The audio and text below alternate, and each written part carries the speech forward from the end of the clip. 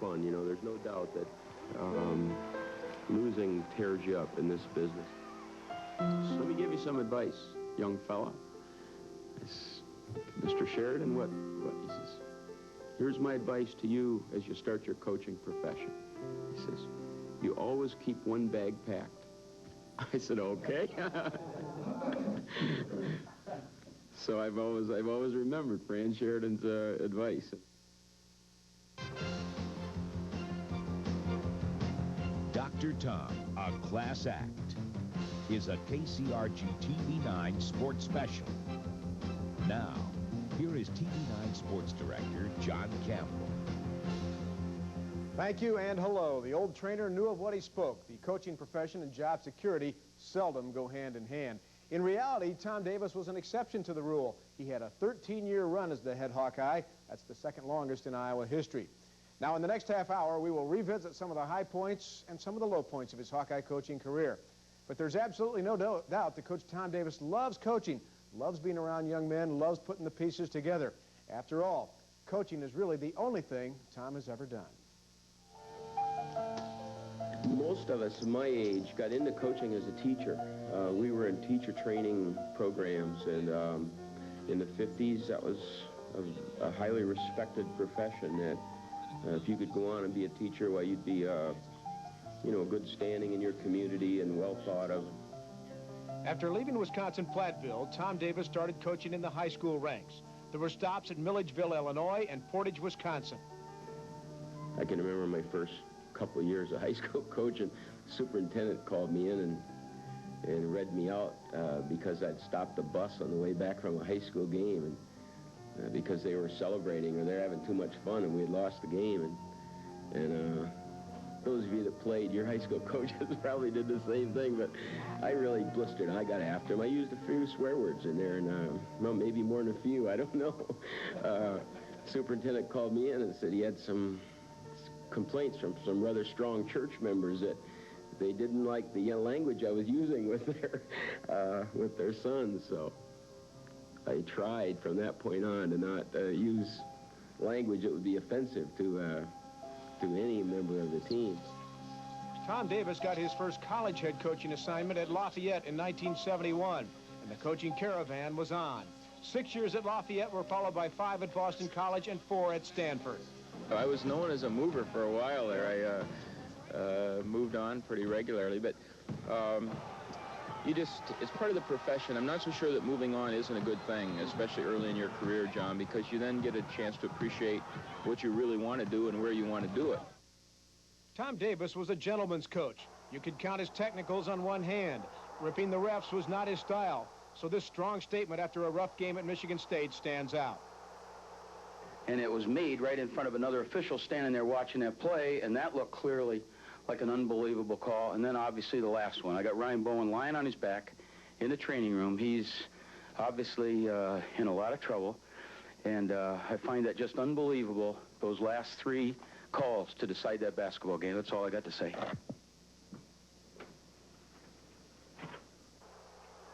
His public criticism of the media was also rarely heard. But early in his career at Iowa, he was certainly upset with published reports about a visiting team. I tried to tell you, we tried to give you facts and everything as far as what they'd done in the past and what they would try to do. It just is an embarrassment to Iowa City in this area, the way they were treated in the media and what you said about them and the way you talked about them. But those instances were rare, and his move up the coaching ranks was greatly admired by his old college coach, John Barth. I can remember when we had a particular pass, he wanted to know why the pass had to be done that way. And I explained it to him. Then he would do it. He was the point guard there, and he played with some pretty good ball players. And when a freshman can lead a group of veterans, you've got a fine young man there. What kind of ingredients do you see in him that make him a good coach? I think he has a lot of compassion. He has a lot of humility and humbleness, which are his biggest traits. And that gets him by in the coaching a game of basketball. Oh, yes, I know Tom quite well. I think he's one of the brightest minds in the game. I knew him when he coached at Stanford, you know, before he came here, and I knew him prior to that. And I think Tom is an outstanding coach. But he's not one of the real colorful coaches on the sidelines and everything. We don't see him... Maybe that's one of the reasons I like him very much. Nice words from the Wizard of Westwood. We'll have much more to come. When we return, we'll start at the beginning, the day Tom Davis was hired. I think you sort of realize that when you get into this profession, that if you lose, you're not going to last too long. But I think I learned that about myself anyway, that if I lost, I've got to find something else to do, that this is too tough. This is too tough to do this and lose.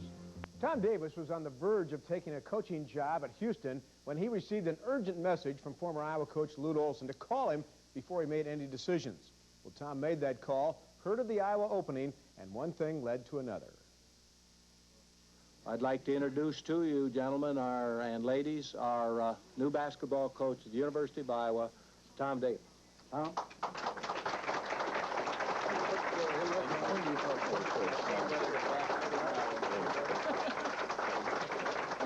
Too late. The Midwestern ties, I think, led me to have a pretty good understanding of what life would be like as the basketball coach at the University of Iowa. So I come in, I think, with my eyes wide open in terms of the positives. And there's so many other variables you just can't control that if you set too many specific goals, you set yourself up for heartache. So we just, hey, let's go in and be the best we can be.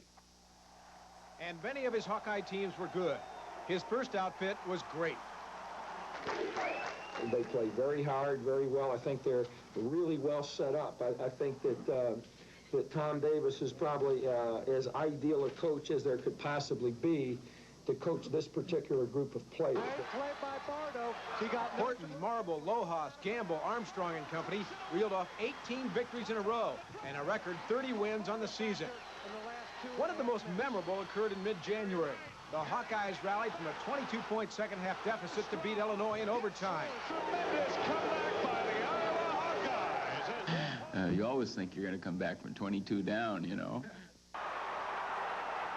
But even as the victories were piling up, there was talk that Tom Davis was doing it with George Raveling's team. You know, I've never had a problem with that because I just have always felt that now it was the school's team, you see. It wasn't the coach's team. He calls the plays and things like that. I mean, he tells us what to do. So without Coach Davis, none of this would be possible. I mean, there's no way we could be this successful without Coach Davis.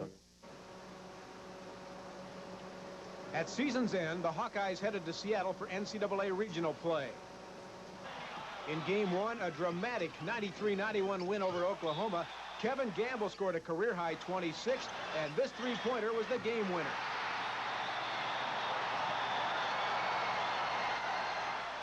I got my feet under me, and I felt pretty good about it when I released it. And lucky it went down. But heartbreak was waiting the Hawkeyes in the regional final. They led UNLV by 19 at halftime, squandered it, and then saw a trip to the Final Four vanish when Kevin Gamble's last-second shot missed the mark.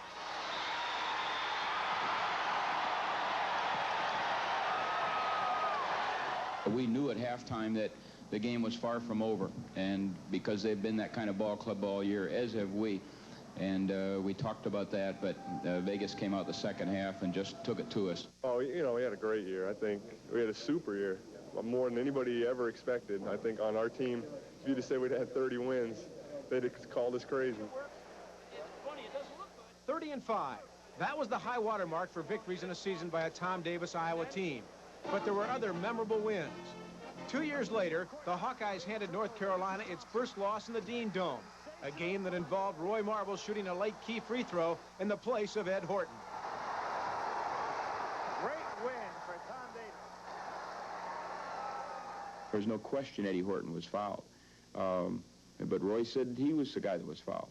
And so Eddie just, you know, he just let Roy go. I mean, he just said, you know, fine. And I can understand.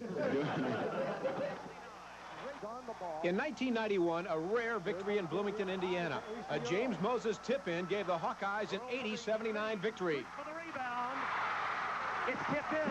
James Moses. And it counts. It counts. Moses. Wade Lookingville brought them out of their seats in 93 with this last-second game winner versus Michigan State. And Andre Woolridge drilled a spike in the Spartans' heart in 97.